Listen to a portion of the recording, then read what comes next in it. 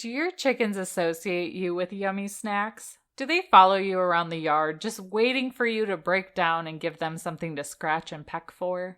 We have the perfect guilt-free snack for your flock. Grubblies. They have 50 times more calcium than mealworms, and they're a great source of protein for your little mother cluckers, which means they'll have healthy, shiny feathers and can even help them get through a molt faster.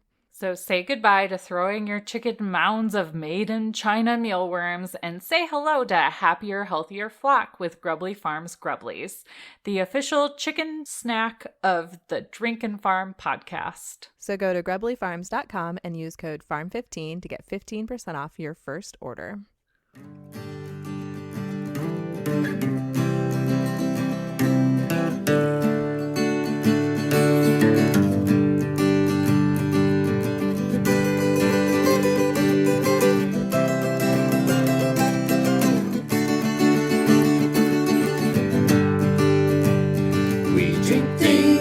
Farm things, we drink and farm things.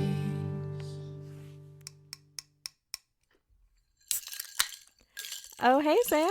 Oh, hey, Bev. What you drinking over there?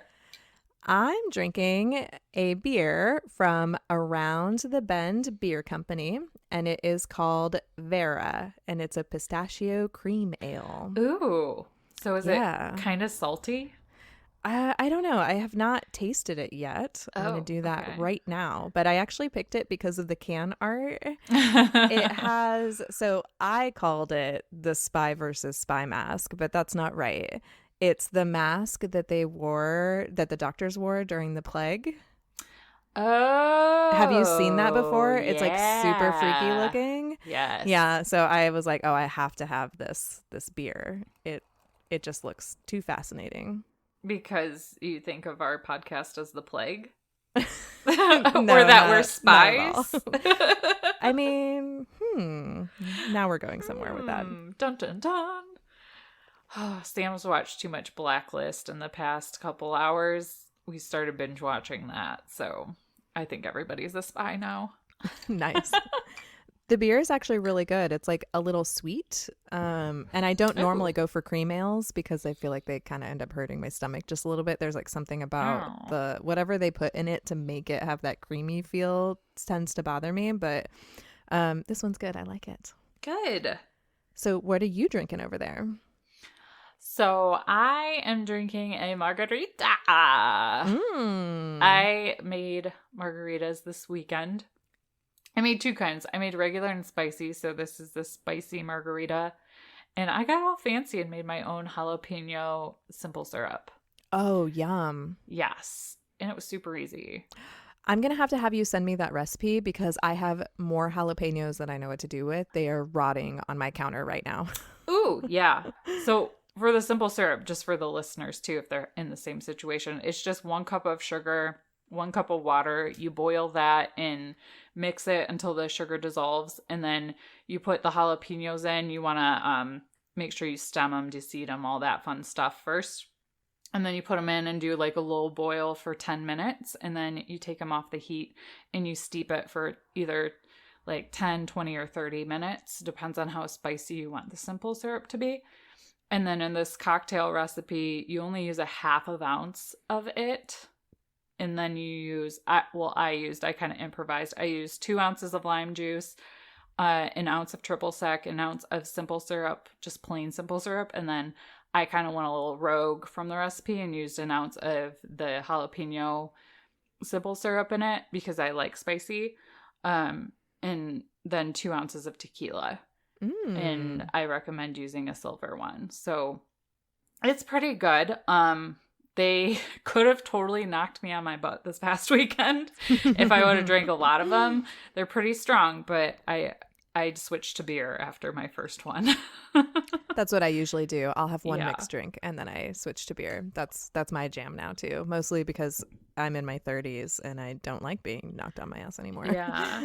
Liquor before beer, you're in the clear. So margarita before beer, no sickerita. But yeah, I just wanted to finish it up. So I decided to drink the rest of it today.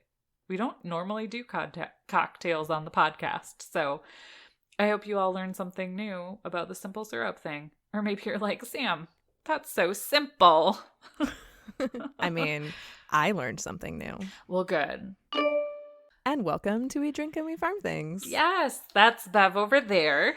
And that's Sam over there. And this is a farm comedy podcast that is an adult happy hour for your ears. We drink adult beverages, talk about the ups and downs of farming things, and give zero clucks about not having the perfect farm life. We want to create a community for farmers, whether you have a hobby-sized farm or a huge farm, to come and listen and feel like you're not so alone in this farm thing.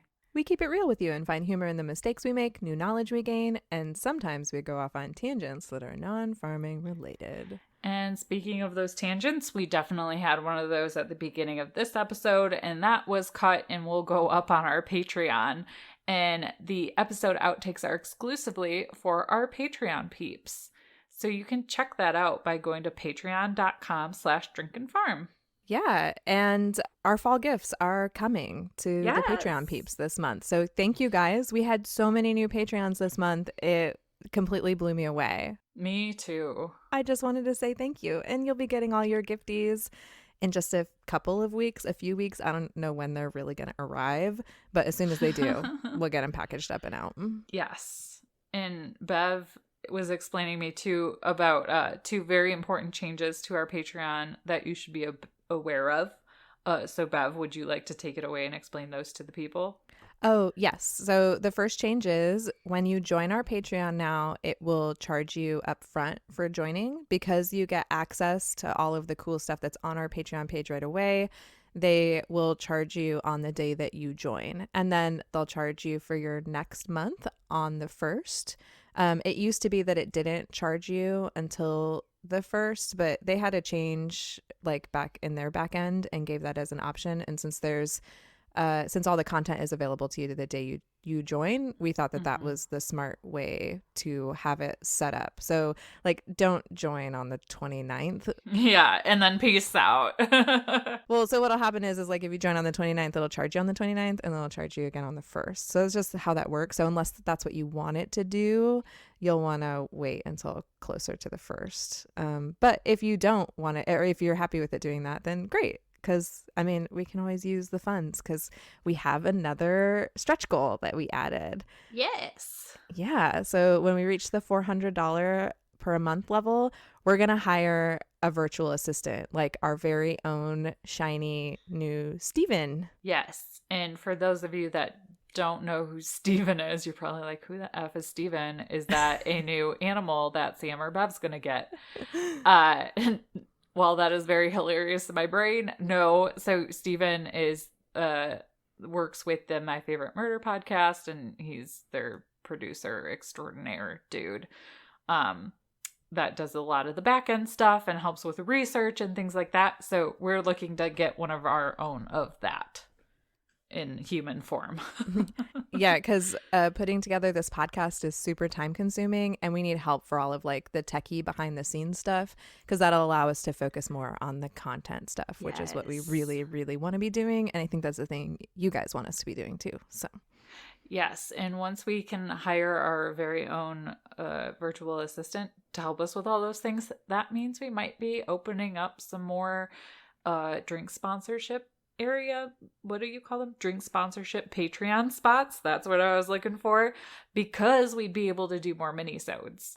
yes. So if you're interested in hearing more of us and aren't already a supporter, we would greatly appreciate you going over there, checking it out, and considering to give us, I think it starts out at $2 a month. It does.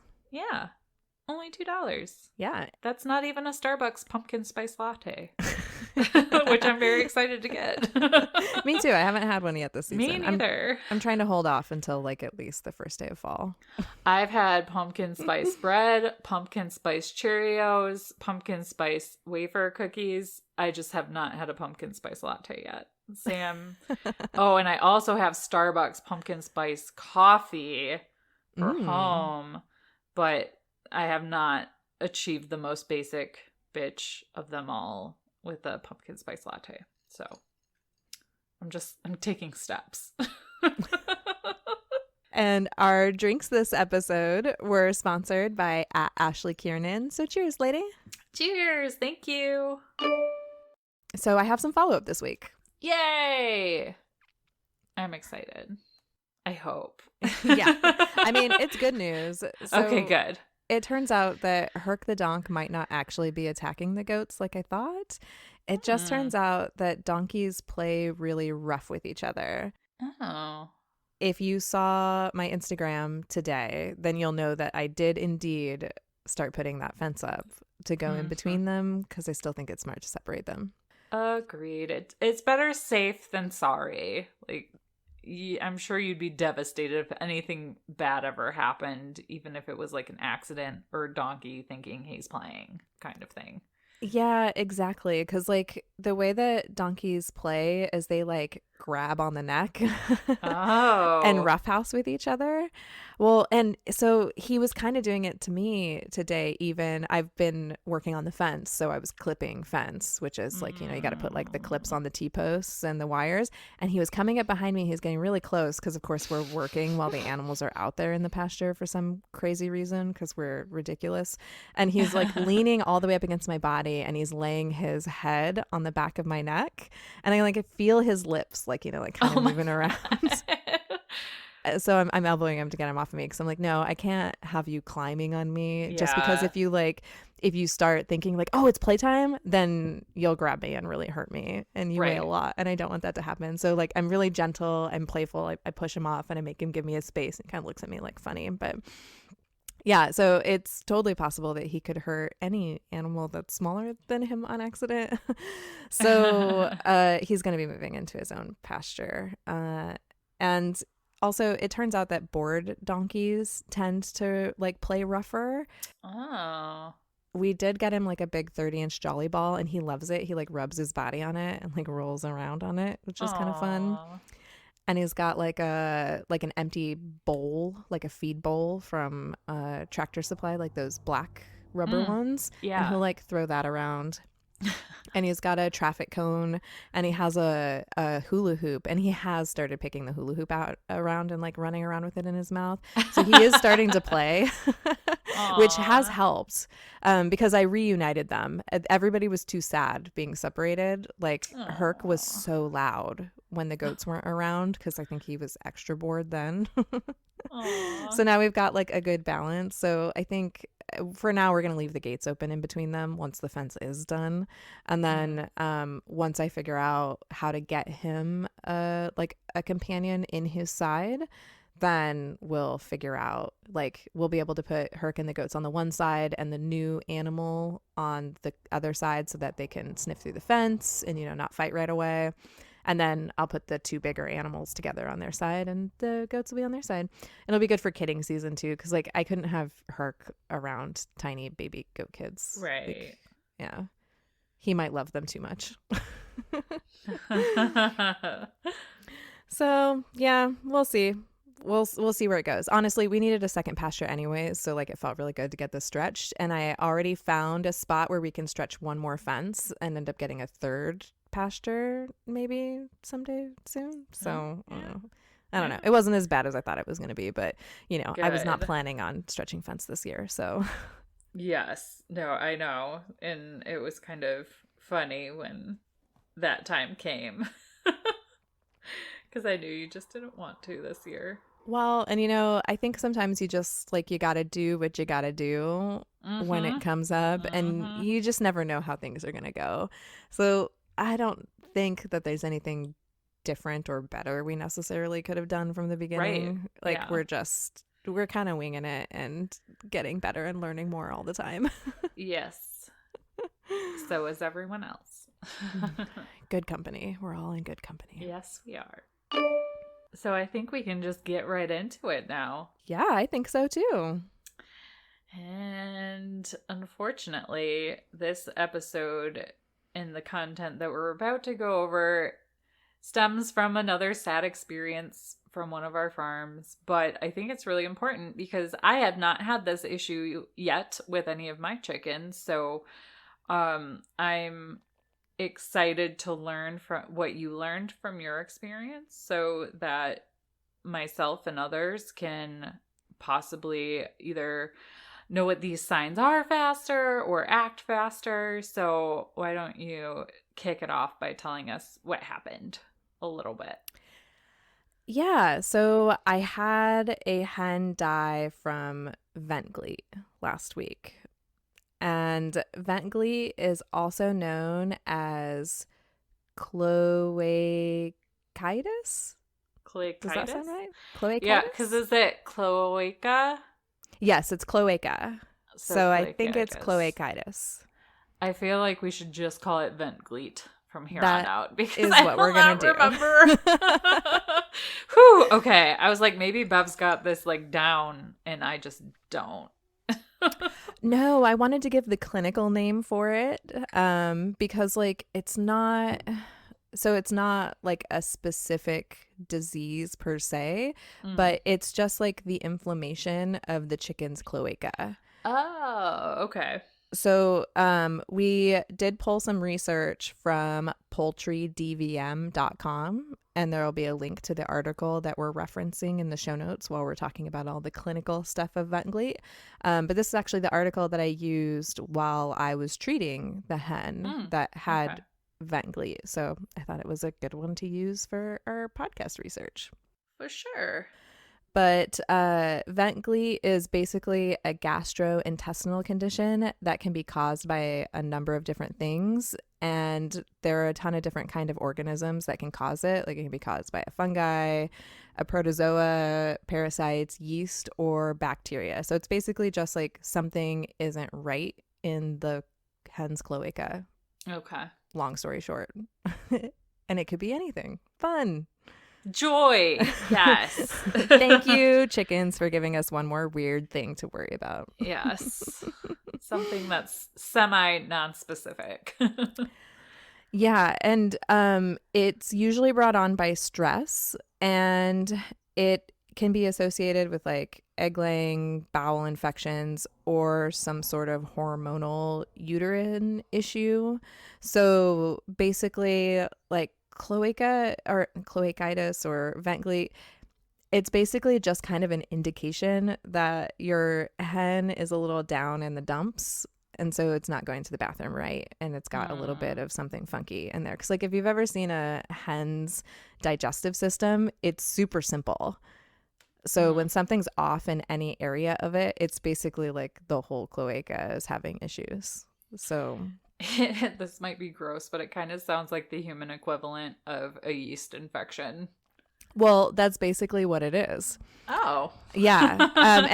And in fact, like I don't want to get too far ahead of myself, but that was how I figured out that she had vent gleet. I smelled it. Oh, interesting. Okay. Yeah. So because it took me forever to figure out what was wrong with this hen. Yeah. Because she was sick for a real long time. Right. You thought maybe she was egg bound or it was like a respiratory issue. So it's like, that's the thing with chickens. And we've said it before, like when you Google something with chickens, like 5 different distinct diseases or problems come up and they all have very similar symptoms. So it can be very tricky to like nail it down. Yeah. And so what happens when a hen gets stressed out because they're a little down in the dumps about something, it increases the pH level, which predisposes the chickens to developing an infection in the cloaca and nearby organs. So basically anything down there within their digestive and reproductive tract can get a little off just because one thing is off, like in the pH levels in their organs. Clearly I'm not a vet. No, but that makes sense, though. You're making sense. Oh, okay, good. Because it can, well, even like with chickens in general, like you look at them funny and they can have a heart attack. So like what if something is off in their pH levels, it could probably be like the tiniest thing that happened. Like I did my own Googling on this and read some very judgy articles about what causes this. And it's like you're basically not giving your chickens enough food, or they're stressed out, or they don't have this. And it's like, okay, I've seen my chickens run around with a dead mouse in their mouth before. they probably did it to themselves because they're little savages. Like, it might not be anything you're doing to them. It's just that life is happening to them as it happens to us. And when a human gets stressed out, they have physiological reactions too. So it's really no different than a chicken being stressed out. Yeah, I mean, have you ever seen how many people have to use the bathroom urgently before a marathon? Like, come on. Yeah. Man, when I was in marching band in high school, I would have phantom poops. Like, I thought I would have to go poop, and it wasn't true. It's just your body reacting to the adrenaline. Yeah, to like the stress of like having to perform. Yeah. Yeah.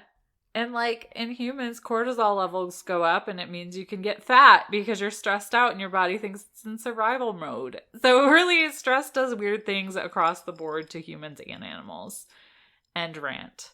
Anyways, so the point of this is, what you're doing as a chicken keeper doesn't necessarily mean that you're the one creating the stress or causing the problem. It's just that stuff happens. Yeah. Yeah. Stress is life. Yes, it is.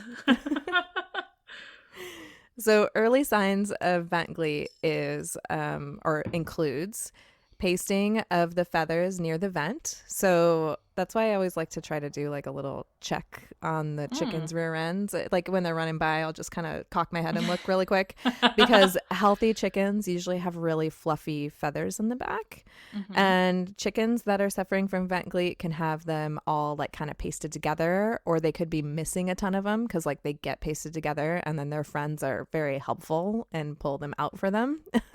They have so like nice. Bald bottoms with broken feathers and like poop sticking to them. Mm-hmm. That's usually your first sign that like something is just a little off, because when something's off, their bathrooms are always off. It's just the way chickens work. Yeah. You'll also might feel like a soft kind of bloated abdomen. So it'll kind of feel like a little bit of water belly down there. Mm-hmm.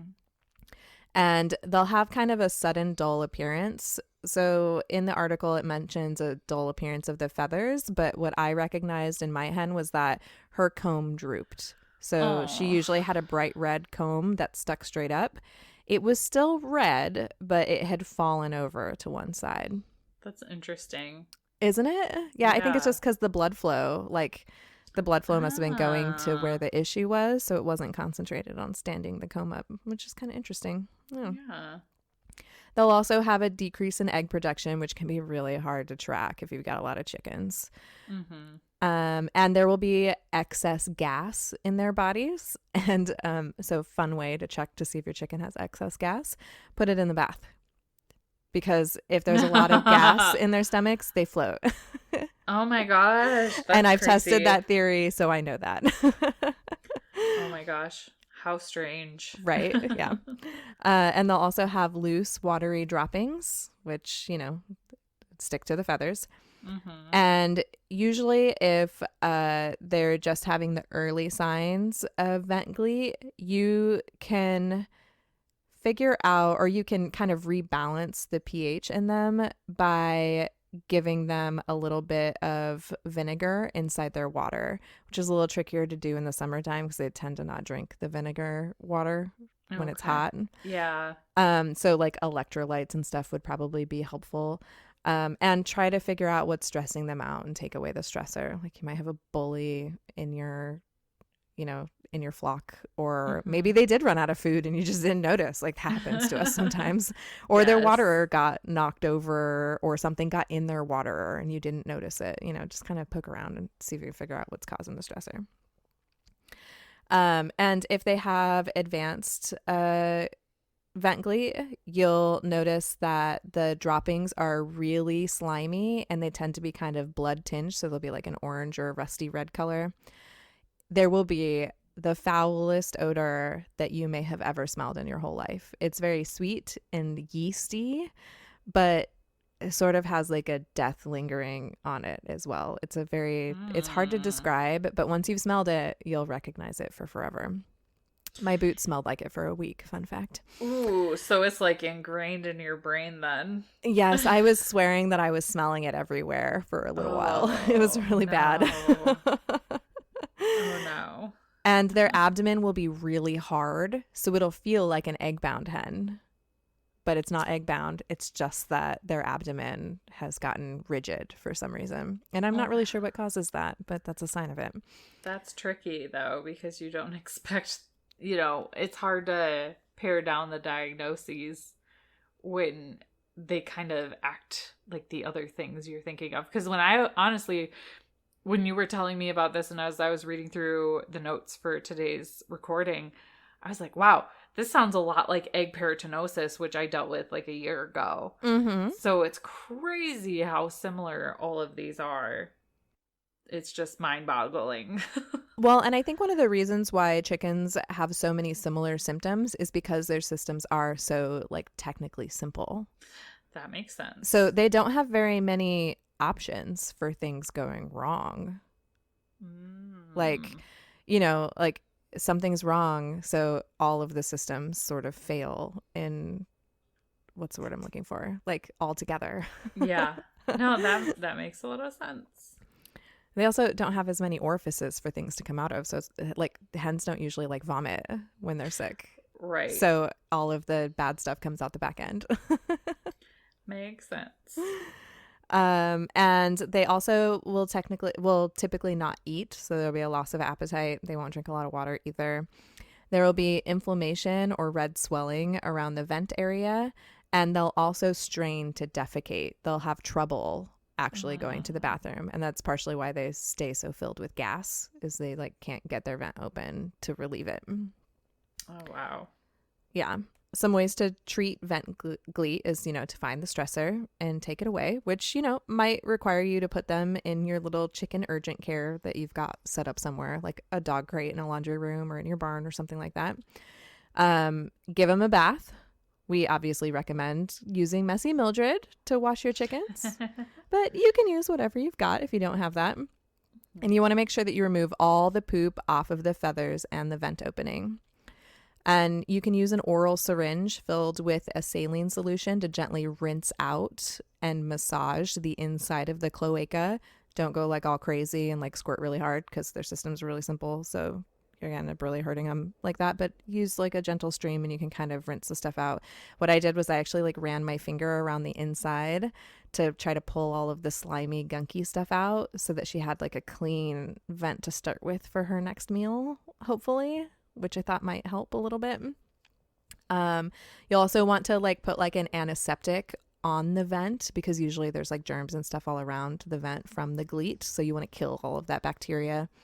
This website recommended betadine. I used iodine, and some of my other chickens that I noticed had like slight signs of vent gleet. I just sprayed with like a spray wound antiseptic on their butt feathers and around their vents because I thought that would do it. That'd kill it all. Oh, okay. You'll probably have to repeat this a few times because it takes a little while for them to get over it, and you want to make sure that the cloaca area is kept really clean and their vent is kept really clean.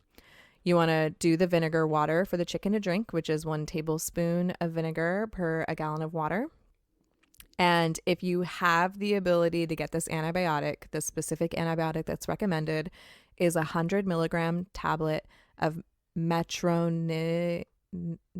Does that sound right? Sure. Yeah. I think it sounds great. I'm good at words.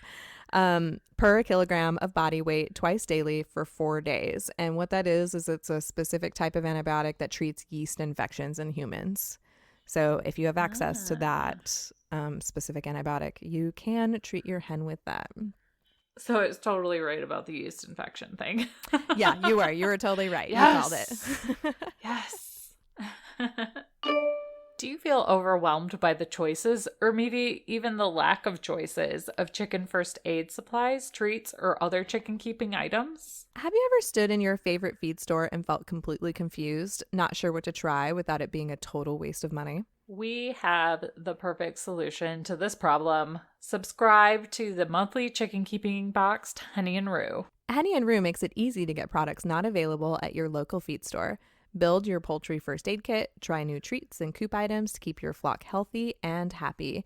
And you can enjoy a carefully selected chicken-themed gift for yourself or to give to someone else. These products are hand-selected by the founder of Henny and Rue, who is the chicken keeper herself, so you know the products have been tested by someone who knows what they're doing. So treat your chickens and yourself by going to hennyandrue.com and subscribing today. Henny and Rue is the perfect gift for yourself or the chicken keeper in your life. You can pre-buy 3, 6, or 12 months or pay month to month. So remember to go to hennyandrue.com and use code DRINKANDFARM to get 10% off your first subscription box. Okay, so now that we told you all about vent gleet, I can give you the quick rundown on what happens with the hen that died on our farm with vent gleet, because I think having like the real story also helps like put the symptoms together. Yes, I agree. So this specific hen was sick for weeks, and the only sign that there was anything wrong with her was that her rear end and feathers were like all poop crusted and stuck together, and her comb had flopped over, which I already told you guys a little bit earlier. So as soon as I noticed that, I gave her a spa day and cleaned everything all out, washed her bottom really good, and let her soak for just a little bit. And she was active, eating and drinking, so I put her back with her flock because I hate having to keep hens in the chicken ER because A, it's a chicken all by itself that you've got to like keep an eye on and take really good care of, and it's hard because they're separate. Right. But also reintroducing them to the flock can be a really big pain too. So I personally only separate like if I really have to. She was gurgling a tad, so I thought maybe she had a little bit of fluid in her lungs from all the like hot and humid weather that we've had around here. So I gave her some electrolytes, an herb tincture from Moonlight Mile Herbs, and I'm sorry, I should have looked up exactly which one it was, but it's their emergency herb tincture that they have for like, it's just like an overall all sickness tincture. I keep some of that on hand. And I also just made a note to myself to keep an eye on her. And I learned later, after she died, of course, that gurgling is a sign of vent gleet. Oh, okay. So gurgling is not just for respiratory things. And I think it's just because their systems are all so close together. So when something's gurgling, it could be coming from anywhere. Yeah, that makes sense. Right? So, like I said, she was sick for weeks, and she was pretty much the same, except the gurgling was kind of going away. So I thought she was getting better. And then suddenly one day she stopped roosting. She was just like sitting on the floor of the coop with her feathers all puffed up, with her eyes, you know, like half closed next to the door at night. And which is never a good sign because, you know, chickens hide illness like for forever. So I went ahead and separated her at that point, set up my chicken ER, gave her another bath, gave her more herbs, electrolytes, lots of rest. I gave her scrambled eggs. She was eating pretty vigorously. So I was like, oh, she's going to come around from this. She must have been too weak to hop up on the roost. So a little rest, a little extra food, and a little extra treats. She's going to be totally fine. But then a couple days later, she just totally stopped eating. So I started checking her out some more, and I'm like, well, what else could this be? You know, I've bathed her a bunch. I've been giving her the tinctures. I've been checking her over, like, what is this? And I palpitate her abdomen, and that's when I realized it's like hard as a rock. And I'm like, is that right? Are they supposed to be that hard? So it's like midnight. And I'm out in the coop palpitating all the other chickens, which they didn't like very much, by the way. No, I'm sure they did not. And I'm like, no, it's supposed to be kind of soft. Like, it's not. I wish I could describe it well. It just kind of feels like skin. Like if you push on your own stomach, how it kind of gives a little bit, but it doesn't feel all watery. That's how a chicken's abdomen is supposed to feel. So like something is definitely not right. This is hard as a rock. So I'm like, I have got to check for an egg. I'm like, she's egg bound. That's what her problem is. So I gloved up. My 14-year-old was with me and helping me. He's being very helpful. Good. And I gave her a soak in an Epsom salt bath. Like I was looking up what to do. And so I soaked her really well. I was patting her. I was trying to get her to relax. Nothing came out. So I was like, well, now I've got to investigate it. I gloved up. I checked her vent. And oh, yeah. Well, when I gave her a bath this time, she was floating. And I thought, that's weird. Why can't I get her to sink in the bathtub? This is not right. When I put my finger in her vent, I relieved the pressure from all of the gas. And the vent gleet sprayed like a pressure washer out of her back end at me. Oh, gosh. It's a really great visual, for sure. For sure. And I thought that I could feel or see the egg, but I don't know. I must not be very good at doing vent checks because I don't think there was really an egg in her. But that was when I was like, ooh, she is egg bound. But then I was like, wait, what is all of this disgusting, smelly stuff all over me? And that was when it occurred to me, oh, the gleet. And she kind of smelled like vent gleet also, like when I picked her up that time. Like I could kind of smell it. I was like, because I brought her Jared. I was like, smell this chicken. And he's like, what? And I'm like, she doesn't smell right. He's like, you are totally insane. Yeah. So, unfortunately, it was too late for her. She ended up passing away that night. But I did my best to kind of clean her up and do what I could. I think I just recognized it far too late. But I had been giving her electrolytes and I had been giving her extra food and all of the rest and stuff. So I'm not sure that even if I realized what it was, like a week or two before, I would have caught it. I probably needed to catch it before her abdomen got really hard. So yeah. But now you know what to look for, and so do we. Exactly. And vent gleet is sort of, I'm going to go ahead and go on a limb here and say that it is kind of common because everyone in the flock got a good check after that. We had 3 chickens that had pasty butts. So they got a real good bath. Everyone got a apron on because they're molting and the rooster's been a little rough on the feathers. So everyone got an apron. Everyone that had a poopy butt got a good soaking and a spray down. And we had a few. So they might just be a little stressed out because they're molting too. So yeah, definitely. That could definitely be it. But that just means more grubblies. So now it's time for We Can't Even Corner. Yay! Everybody's favorite corner. Well, at least it's my favorite corner. I mean, I like it. I think it's a lot of fun because I think we get to talk about something that we're interested in but isn't necessarily going on in our lives. Yes. Do you want to go first or do you want me to go first? I'll go first since it's in the notes that way, just so that you don't have to keep scrolling back and forth. But then I'll get to take a break. So my can't even this week is that the BBC News did this fun little farm video where an ethical vegan met a sheep farmer. And so I'll link to this in the show notes. And there's just a little tiny write-up that went with the video. And it says, for the world shepherds, shearing sheep is a vital part of caring for their flock. However, many vegans consider the wool industry to be cruel and harmful to animals. And in early 2019, an online clothing retailer temporarily stopped selling woolen products and farmers were furious. So who's right? BBC reporter and former farmer Gareth Barlow took an ethical vegan, Kirsch Bowker, to meet sheep farmer Gareth Wynne Jones to hear both sides of the debate. And if you don't know what an ethical vegan is they try to avoid using any form of animal product. So they don't wear any clothes made from wool or leather. And they're against the farming of animals at all. No animals use. Okay. I wasn't sure what that meant. Yeah. So thank you. So what I really loved about this video was that in it, the sheep farmer really got an opportunity to explain why sheep have to be sheared. And, it turns out over time, we as humans kind of intervened with their breeding, just like we did with chickens. So sheep are much woollier today than they were, several thousand years ago. So they have to be sheared or else they will die a horrible death of being eaten to death by maggots, which is pretty terrible. Ew. I know, right? I personally don't think the answer is to let that happen to them. They have to be sheared. That's just...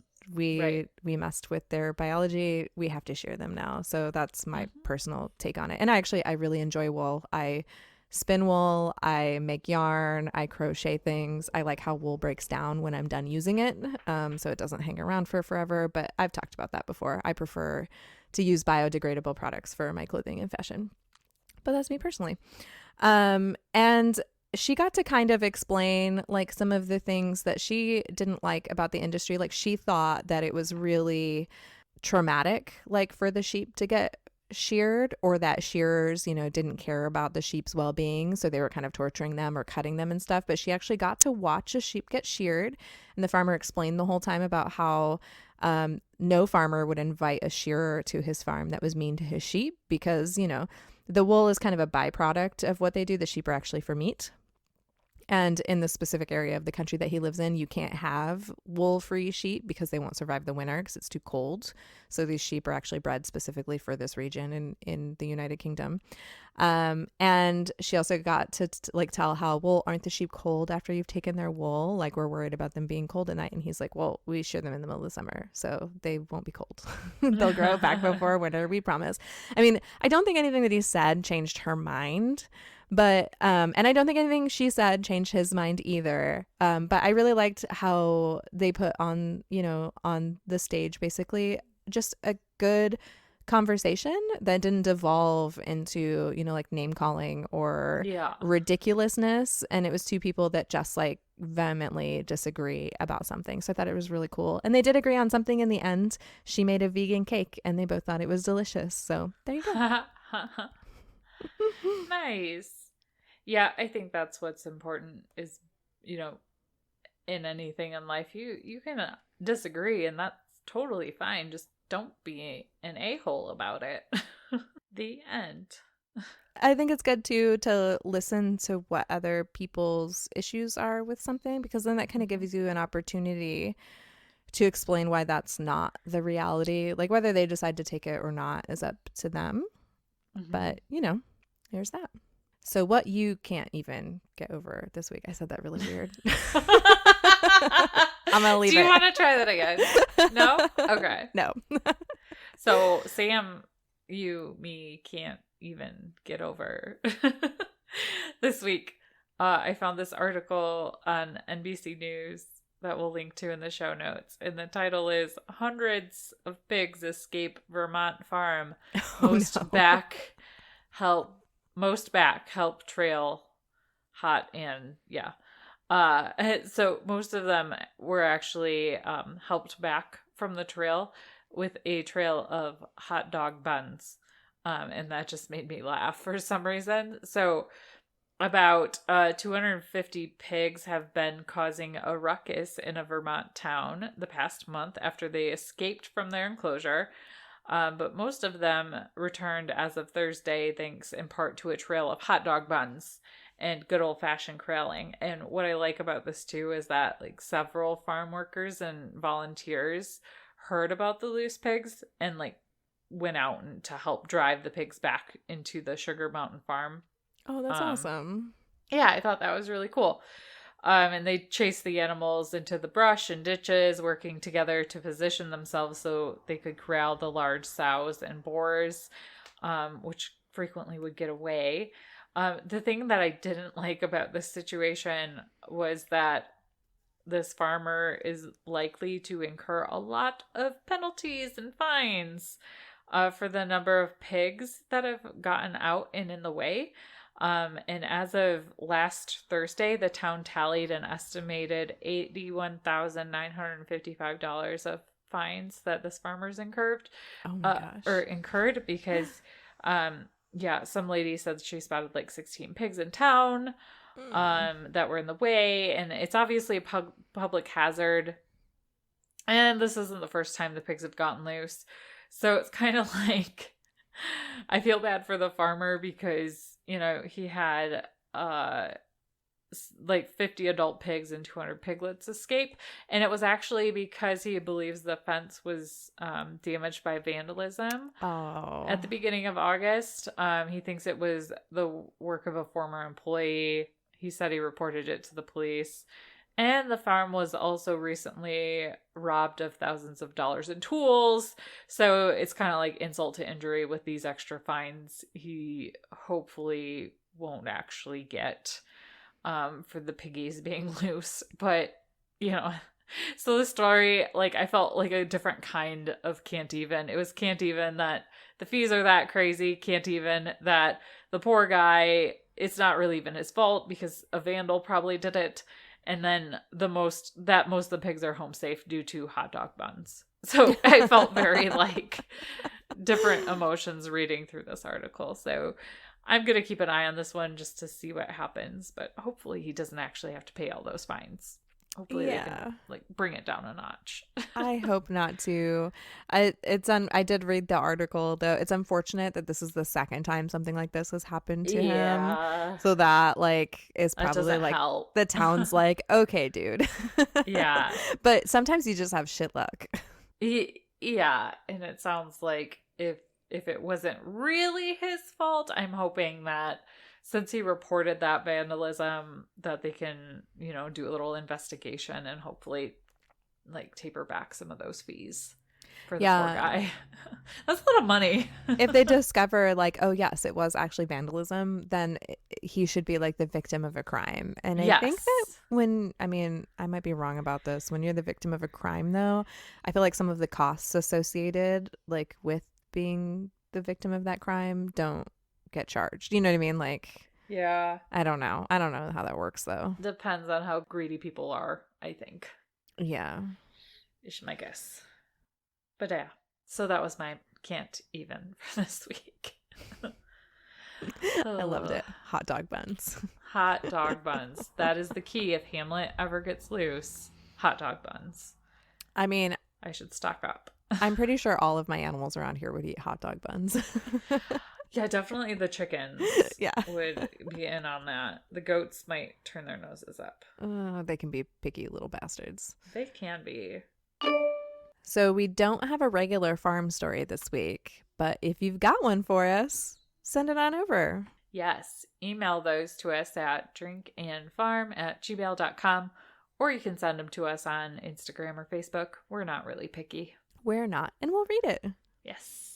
So since we don't have a regular farm story this week, we're going to kind of talk about how we individually deal with death on the farm, sort of briefly, just because I've kind of had a lot of it lately. Yes, you have. So I thought I should share kind of how I have developed a system to get through it, because I'm like a systems and processes kind of person. I mean, I'm an accountant, so I guess that makes sense. Yes, it does. And so I'm hoping that maybe the system will help somebody else if they're kind of dealing with a lot. Because, farm life just goes through the seasons. So, so whenever an animal dies on my farm, the first thing that we always do is we bury the animal. Now we actually did something different with this chicken, and we'll get to talk about it in a later episode, but we actually composted this chicken. So okay. We're going to see how this goes though, before I talk about it on the podcast, because it could go horribly wrong. It hasn't yet though. So knock on wood. But during the burial, like the whole family just kind of gets together and we just, tell the animal thank you for whatever it provided to us. So like for the chicken, we always thank them for all of the eggs that they gave us. For the goats, we thanked them for their friendship and companionship and all of the fun that they brought to the farm and whatnot. Just because it gives us like, I don't know, when I'm grateful, I don't have as much room for grief, I feel like. So that kind of helps me a little bit. And then I always clean up right away. I don't like to leave it for a long time, because whenever an animal dies on your farm, it's never clean. Like there's always something that has to be cleaned up, whether it's, like a sink where you performed a procedure, all of your medical supplies are kind of out and strewn about. There's piles of stuff places, or a barn, a stall, or a crate or something. Something has to be cleaned, because being ready for when the next animal gets sick kind of helps tamp down my worry. Like I know that it's not something looming over my head that needs to get done. And then I always reorganize the first aid supplies, because I'm always in a rush when I'm treating the animal. So stuff gets disheveled and sort of spread everywhere. And also when I'm reorganizing all of the medical supplies, it gives me the opportunity to kind of touch everything that we have, so I can remember that we have it. Because I cannot tell you how many times I've treated an animal and forgot that I had something better to use. But when I touch these things over and over again, it helps kind of remind me that I have them. So hopefully I can recall that I have it in an emergency. And then also I can figure out if I need to restock all the supplies, because like I'll think about, was there something missing while I was treating them that would have been helpful? Like if there was, I'll go pick it up and I'll go buy it. If something, we ran out of something, we go get it. Because there's something to be said about retail therapy, right? Mm-hmm. Oh, yeah. It's dangerous. I mean, even if it's just medical supplies you're buying, I don't know. I like to go shopping. And then I always check the flock or the herd to make sure that they don't have something similar. Like in this case, we had vent gleet. So every single chicken got picked up and looked at. And if they had early signs of it, they got treated. If they didn't, we put the hen saddles on them anyways because, we've got a lot of feathers missing right now. But otherwise, yeah, it gives us the opportunity to kind of see if anybody else is sick. Because if we catch things early, we're more successful in treating them usually. That's just kind of the way it goes. You can get over things yourself personally if you start treating yourself early when you realize you're coming down with something. So same thing with animals. And then I always make sure and just let it go because it's easy to end up blaming yourself when a death happens on your farm, but shit happens and animals get sick and every death is an opportunity to learn something. So I try to remind myself of that. And I do always give myself time to cry too, because I think that getting the grief out helps you move on from it faster than tamping it down and trying to pretend like it didn't happen. So that's my ritual. And Sam's ritual has been throw the chicken into the burn barrel, walk away, and start doing something else. So, which isn't normally, I wouldn't say is necessarily the healthiest approach, but I think it's important to point out that everybody deals with death differently. And I feel like for me, death on the farm is in different levels, which feels kind of complex and kind of cold. So at this point, because of the disease that our flock can contract and either have normal immunity to, or they just don't show symptoms, or they don't die, the avian leukosis, we've had boom, boom, boom, boom, boom, rapid death before, all from the same thing. So you get kind of desensitized to it for the chickens. But if anything happened to one of my goats, I'd have a meltdown, major meltdown. And I would process that very differently. So I think it's important to point out that grief looks different for everyone. And that's true with animal deaths and human deaths. But I do think it's important to process in your own way and not feel like you're doing it wrong, if that makes sense. So I think it's really great that you're very intentional with your ritual in the way that helps you heal. Whereas with mine, I do tend to just not process certain things with the animals that aren't as big and bulky, I guess. It's not just a chicken to me, but I think we're just so used to it and we know it's inevitable that chickens are going to die on our farm that I've learned how to deal with it in a different way.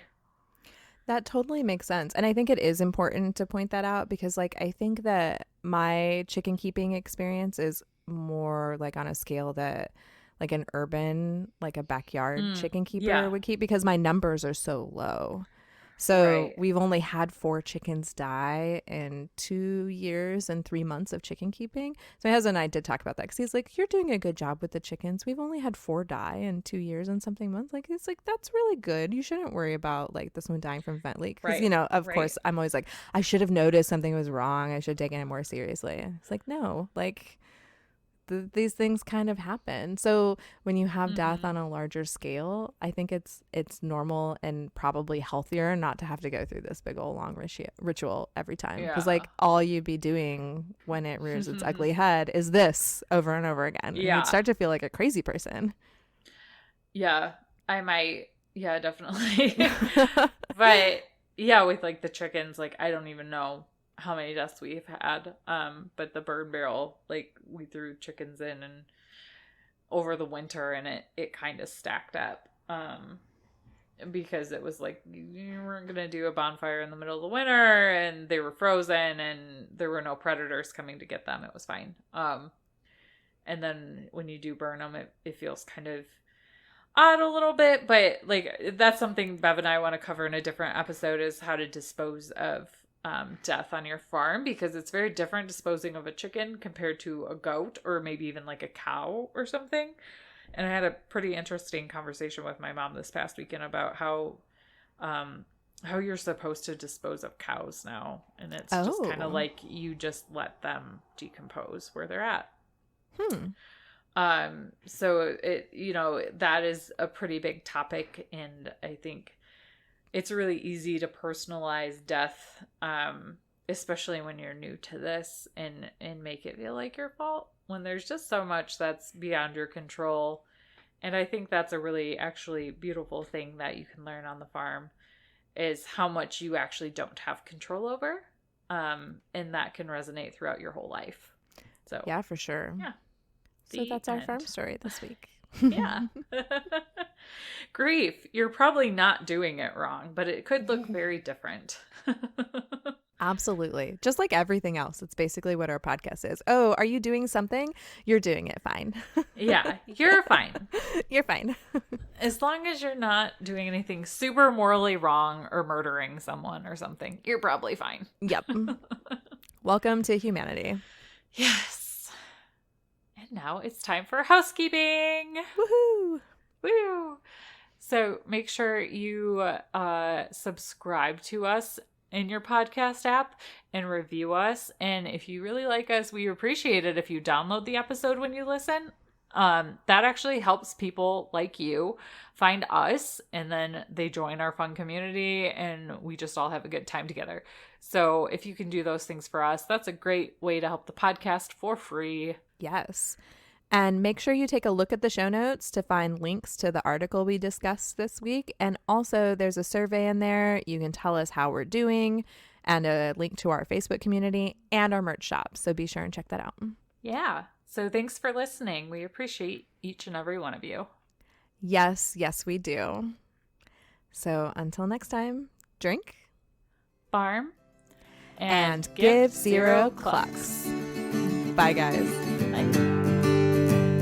We drink things, we farm things, we drink and farm things. Pamper your chicken from beak to toe with Messy Mildred spa products. Messy Mildred offers organic chicken shampoos and salty egg bath bombs to keep your flock so fresh and so clean. Messy Mildred products allow you to pamper your egg layers on the outside with natural and earth-friendly ingredients that have no synthetic fragrances or colors. And I found a fun fact about Messy Mildred products. It was the spa product go-to for a Broadway hen in New York City that appeared in the play Once on This Island. So bathe your chickens in what the stars of Broadway deem worthy. So go to messymildred.com and use code DRINK15 to get 15% off your chicken shampoo in lemongrass, lavender, or tea tree oil today. And don't forget to snag one of those salty egg bath bombs too.